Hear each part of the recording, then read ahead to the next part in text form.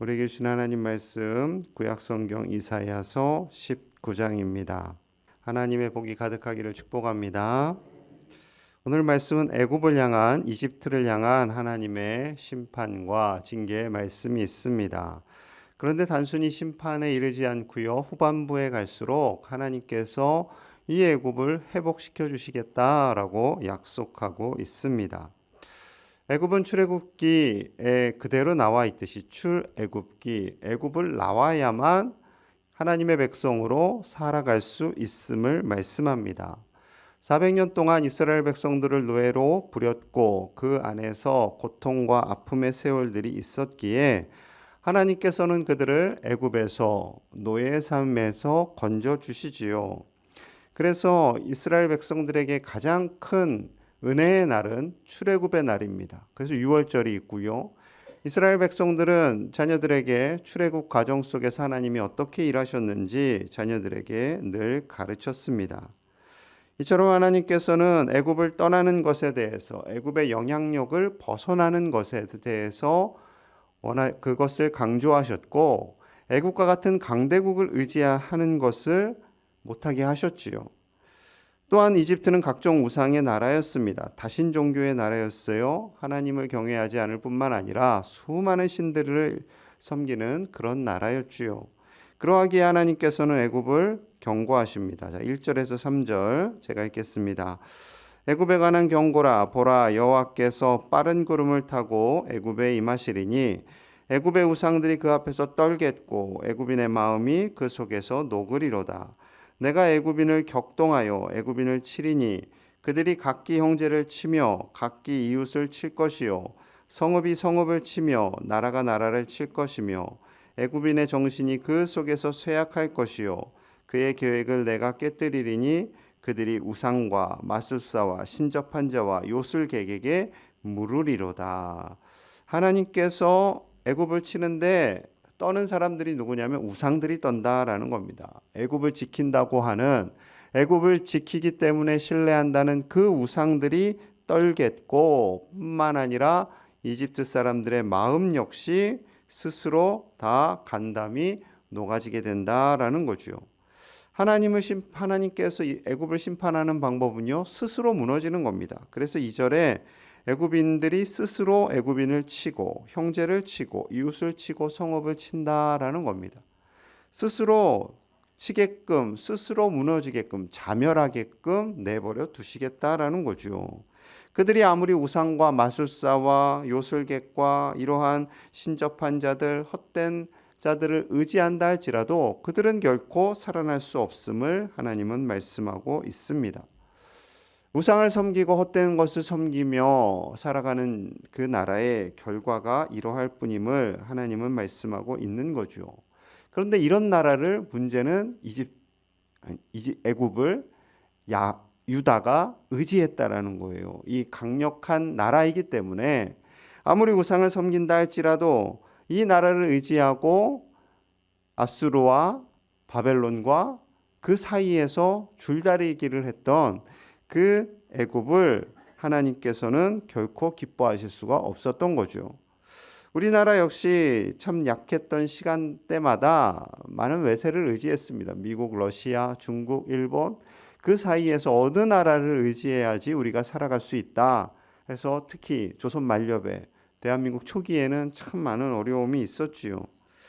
하나님께서는 어느 강한 나라를 의지하는 것보다 하나님을 의지해야 하나님 살아남을 수 있음을 우리에게 분명히 이 말씀을 통해서 주시는 줄로 믿습니다. 하나님을 의지해야지요. 우리나라는 하나님을 의지하는 나라가 되어야 합니다. 수많은 역사 속에서 하나님께서 하나님을 경외하는 나라를 존귀히 여겨주셨고 그 나라를 복되게 하셨고 그 나라를 통해서 다른 나라들을 복을 받게 하시는 그 하나님임을 보게 됩니다. 우리의 삶 속에서 우리나라가 정말 하나님을 경외할 수 있도록 기도하실 수 있는 저와 여러분들 되시기를 간절히 축복합니다. 한 나라가 망하는 방법은요, 어렵지 않습니다. 악한 왕을 세우는 거예요. 자, 4절 봅니다. 4절 같이 볼게요. 시작. 내가 애굽인을 잔인한 주인의 손에 붙이리니 그들을 다스리리라. 주 만군의 여호와의 말씀이니라. 잔인한 주인의 손, 그리고 포악한 왕, 그 가장 대표적인 위정자들이 하나님을 경외하지 않고 우상을 섬기면서 포악하고 잔인하면 그 나라가 망할 수밖에 없다라는 거죠. 자, 14절. 그런 위정자들을 이렇게 표현해요. 14절 제가 있습니다. 여호와께서 그 가운데 어지러운 마음을 섞으셨으므로 그들이 애굽을 매사에 잘못 가게 함이 취한 자가 토하며 비틀거림 같게 하였으니. 자, 그들에게 혼란스러운 마음을 하나님께서 주셨어요. 헛된 마음을 주셨어요. 그러자 그 위정자들이 애굽을 잘못 가게 이끕니다. 마치 술 취하고 토하고 비틀거리는 것처럼 위정자들이 정신없이 이렇게 살아가는 거예요. 그러니까 그런 위정자들로 인해서 나라가 제대로 될 수가 없죠. 서로 갈등하고 무너지고 미워하고 혼란이 계속 가속화됩니다. 자, 이로 인해서 백성들이 어떠한 고통을 당하는가? 8절에서 10절 우리 함께 봅니다. 8절입니다. 8절 시작. 어부들은 탄식하며 나일강에 낚시를 던지는 자마다 슬퍼하며 물 위에 그물을 치는 자는 피곤할 것이며 만드는 자와 배 짜는 자들이 수치를 당할 것이며 그의 기둥이 부서지고 품꾼들이 다 마음에 근심하리라. 자, 어부들은 탄식합니다. 왜냐하면 왜 어부들이 등장하냐면 나일강이 있잖아요. 나일강에서 수많은 사람들이 그물질로 먹고 살았거든요. 그런데 그들이 마음에 슬퍼하며 아무리 일을 해도 수확이 없고 곤고하다라는 거죠. 세마포를 짜고 배를 짜는 자들, 그 당시에 파피루스와 같은 것으로 이렇게 종이도 만들고 또 여러 가지 활용품도 많이 만들고 또 옷을 잘 만드는 나라가 또 이쪽이었거든요. 그 모든 것들이 수치를 당하고 근심하게 된다라는 겁니다. 아무리 애를 써도 그들이 평안 가운데 살 수 없게 되는 거죠. 그래서 위정자들을 잘 세워야 국민들이 평안합니다. 위정자들이 바른 길을 가야, 비틀거리지 않고 바른 길을 가야 나라가 평안합니다. 위정자들이 맨날 당쟁을 하고 사소한 걸로 싸우고 물어뜯고 하면 그것을 바라보는 국민들이 더 화가 나고 짜증이 나는 거지요. 우리나라가 한순간에 일본에게 망했어요. 한순간에. 국민들은 아마 나라가 망했는지도 몰랐을 겁니다. 그 당시에. 을사오적이 있어요. 1905년 을사늑약을 체결합니다. 이 을사오적이 누구냐면 이완용, 박재순, 이지용, 이근택, 권중현 이 5사람에 의해서 을사늑약이 체결되는 거예요. 외교권을 뺏기는 겁니다. 외교권을. 그러니까 외교권을 뺏겼다라는 것은 그 나라는 더 이상 대외적으로 영향력이 없습니다라는 거죠. 그리고 이들에 의해서 1910년 경술국치, 경술련의 나라의 수치이다 하여서 한일합방이 되는 거죠. 이제 완전히 속국이 되는 겁니다. 이것도 이 5사람에 의해서 주도적으로 진행이 되죠. 그 당시에 뭐 고종이 있었지만 아무 힘도 없습니다. 이 5사람이 주도적으로 이끌었기 때문에 백성들은 무슨 일이 일어나는지도 모르고 일본에 의해서 지배를 당하게 되는 거죠. 여러분 그렇습니다. 우리가 정말 위정자들을 위해서 기도해야 됩니다. 위정자들이 잘못할 때는요. 그건 하나님의 뜻이 아님을 우리는 깨달아 알아야 되고요.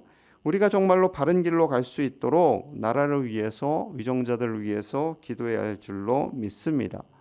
위정자들이 갈등을 조장하지 않고 헛된 일에 집착하지 않도록 정말로 나라를 위해 백성들을 잘 다스리고 이 나라가 가야 할 방향을 제시할 수 있는 그런 위정자들이 될 수 있도록 함께 기도하시는 하나님의 백성들이 다 되시기를 간절히 소망합니다. 하나님의 마음은요 단순히 애굽을 심판하는 것에 있지 않습니다. 자, 16절부터 마지막 절까지는요 좀 놀라운 말씀들이 있어요. 애굽의 회복을 말씀하시는 하나님의 마음. 자, 21절 22절 제가 읽겠습니다. 여호와께서 자기를 애굽에 알게 하시리니 그날에 애굽이 여호와를 알고 제물과 예물을 그에게 드리고 경배할 것이요 여호와께 서원하고 그대로 행하리라. 여호와께서 애굽을 치실지라도 치시고는 고치실 것이므로 그들이 여호와께로 돌아올 것이라. 여호와께서 그들의 간구함을 들으시고 그들을 고쳐 주시리라. 아멘. 결국에는 비록 그러한 심판을 받는 애굽이라 할지라도 하나님은 이 애굽이 하나님을 알기를 원하시고요. 하나님께 예물을 드리고 경배하고 그들이 돌아와 하나님을 의지하는 나라가 되기를 하나님께서는 기대하고 그들의 기도를 들으시고 고쳐주시겠다라고 말씀하고 있습니다. 하나님은 아무리 악한 자들이라 할지라도 돌아오기를 원하시는 거죠. 하나님은 온 세계 인류 모든 백성들이 하나님을 경외하기를 원합니다. 그런데 그들이 어떻게 하나님을 알게 하시겠다라고 하세요? 누군가 가야지요. 예수 그리스도를 전해야지요. 누군가 예수 그리스도의 그 복음을 전할 때 그들이 복음을 받고 하나님을 알게 되는 줄로 믿습니다. 그리고 궁극적인 회복을 24절 25절의 절정으로 이르는데요. 자, 24절 25절 같이 봅니다. 시작. 그날에 이스라엘이 애굽 및 아수르와 더불어 셋이 세계 중에 복이 되리니 이는 만군의 여호와께서 복 주시며 이르시되 내 백성 애굽이여 내 손으로 지은 아수르여 나의 기업 이스라엘이여 복이 있을지어다 하실 것임이라. 아멘. 애굽 아수르 이스라엘을 힘들게 했던 대표적인 두 나라지요. 이 나라들이 이스라엘과 함께 세계에서 복을 받게 된다라는 겁니다. 내 백성 애굽이요 내 손으로 지은 아수르요 나의 기업 이스라엘이요 복이 있을지어다. 이제 다 온전한 회복이에요. 하나님께서 비록 그들을 치셨지만 하나님께서는 마지막에는 다 회복되기를 원하시는 거죠. 심지어 나의 백성이다. 내 손으로 지은 아수르다. 애굽이다라고 말씀하고 있습니다. 이 말씀을 보면요. 하나님은 일본조차도 결국에는 돌아오기를 원하시는 거죠. 너무나도 그 잃은 양들이 소중합니다. 그래서 누가복음 15장 4절에서 7절 사이에 이렇게 말씀하세요. 너희 중에 어떤 사람이 양 100마리가 있는데 그 중에 하나를 잃으면 99마리를 들에 두고 그 잃은 것을 찾아내기까지 찾아다니지 아니하겠느냐. 또 찾아낸즉 즐거워 어깨에 메고 집에 와서 그 벗과 이웃을 불러 모으고 말하되 나와 함께 즐기자. 나의 잃은 양을 찾아내었노라 하리라. 내가 너희에게 이르노니 이와 같이 죄인 한 사람이 회개하면 하늘에서는 회개할 것 없는 의인 99으로 말미암아 기뻐하는 것보다 더하리라. 아멘. 그렇습니다. 잃은 양 한 마리를 찾으시는 그 주님의 마음, 그 주님의 마음이 우리와 우리 주변에 있는 주님을 알지 못하는 자들과 저 북한 땅과 일본 가운데도 하나님께서 부어 주시는 줄로 믿습니다. 그들이 돌아올 때 너무나 기뻐하시는 하나님. 그래서 우리는 미워도 일본을 위해서요, 북한을 위해서요, 수많은 나라들을 위해서 뿐만 아니라 우리에게 상처 주고 아픔 준 자들을 위해서도 기도하고 축복하는 그러한 삶을 살아가야 할 줄로 믿습니다. 특별히 오늘 이 시간에는요, 세계에서 수고하시는 선교사님들을 위해서 기도해 주시고요. 또한 이 나라가 정말 하나님 보시기에 선한 나라 될 수 있도록 위정자들이 당리당략을 위해서 싸우고 갈등하는 것이 아니라 정말 국민을 위해서 이 나라를 위해서 헌신하는 하나님의 사람들이 되도록 우리 함께 기도하는 이 새벽이 되시기를 소망합니다. 기도합니다. 하나님 아버지 감사합니다. 함께 간절히 기도합니다. 하나님 아버지 이 나라와 민족을 위해 기도합니다. 하나님 이 나라와 민족이 정말 하나님을 경외하는 나라가 되기를 원합니다. 하나님께서 일하여 주시고 다스려 주시기를 원합니다. 하나님의 나라를 불쌍히 여겨주시길 원합니다. 아버지여 이 땅을 긍휼히 여겨주시고 주의 은혜와 사랑으로 덮어주시기를 원합니다. 수많은 아픔과 상처가 있습니다. 수많은 눈물이 있습니다. 아시온이 닦아주시고 정말 이 나라 위정자들을 붙잡아 주셔서 술 취하고 방탕하고 아버지여 그들의 삶이 헛된 삶이 아니라 백성들을 혼란케 하는 삶이 아니라 백성들을 바르게 이끌고 가는 삶이 될 수 있도록 인도하여 주시옵소서. 위정자들이 하나님을 두려워하는 자들 되기 원합니다. 국민을 무서워하는 자들이 되기 원합니다. 아버지여 저들의 짐 중에 하나님을 경외하는 마음을 주시고 하나님께서 다스려 주셔서 저들이 가야 할 길을 인도하여 주시옵소서. 헛된 곳에 마음을 두지 않기 원합니다. 서로 물고 뜯고 싸우지 않기 원합니다. 정말로 하나님께서 저들을 붙잡아 주셔서 하나님 다스려 주시고 인도하여 주시옵소서. 선한 정책들이 세워지기를 원합니다. 선한 견제가 이루어지기 원합니다. 주님, 국민을 불안하게 하지 않게 하여 주시옵소서. 나라를 불안하게 하지 않게 하시고 진정 이 나라를 바르게 이끌고 가게 하여 주시옵소서. 온 세계 열방에서 수고하신 우리 선교사님들을 위해서 기도합니다. 아버지여, 온 세계가 하나님을 알아갈 수 있도록 수고하고 애쓰실 때마다 하나님 힘을 더하여 주시고 저들의 삶 속에 하나님의 인도하심 있게 하여 주시옵소서. 파송한 선교사님과 협력하는 선교사님, 또한 우리가 알지 못하는 많은 선교사님들까지 있습니다. 아버지, 저들의 삶을 붙잡아 주시고 인도하여 주시옵소서. 하나님께서 책임져 주시옵소서. 하나님의 은혜와 사랑으로 도와 주시옵소서. 하나님께서 일하심을 믿습니다. 아버지, 우리를 붙잡아 주시고 우리를 다스려 주시고 주의 사랑과 은혜로 채워 주시옵소서. 하나님 역사하여 주시옵소서. 하나님께서 사랑하시는 이 나라 대한민국이 되게 하여 주옵소서. 우리나라를 통해 북한이 복을 받게 하시고 일본이 복을 받게 하시며 하나님의 능력에 거하는 아버지여 모든 나라들 다 될 수 있도록 하나님 축복하여 주시옵소서. 주의 은혜로 채워 주옵소서. 성령의 능력으로 붙잡아 주옵소서.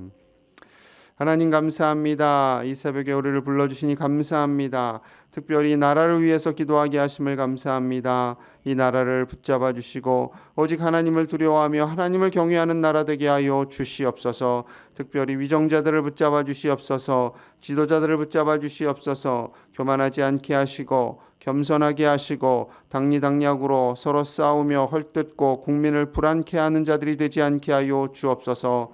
하나님을 두려워하는 자들 되게 하시고 백성을 사랑하며 진정이 나라를 위해 헌신하는 자들이 될 수 있도록 아버지께서 사용하여 주시옵소서. 복음 들고 나아가신 우리 수많은 선교사님들이 있습니다. 우리 장준호 선교사님과 협력 선교사님들 그리고 수많은 선교사님들을 지켜주시고 저들의 건강을 지켜주시고 사역 가운데 낙심하는 일이 없도록 하나님 역사하여 주시옵소서. 온 세계 열방이 하나님을 알게 하시고 구원 얻는 나라가 되게 하여 주옵소서. 저 북녘 땅과 일본 땅에도 하나님께서 동일한 은혜를 부어 주시옵소서. 오늘 하루도 주님의 말씀 의지하며 나아가는 사랑하는 제1의 가족들 붙잡아 주시고 복되게 하시며 하늘의 복과 이 땅의 복을 누리는 주의 백성들 다 될 수 있도록 축복하여 주옵소서. 감사드리며 예수님 이름 받들어 간절히 기도하옵나이다.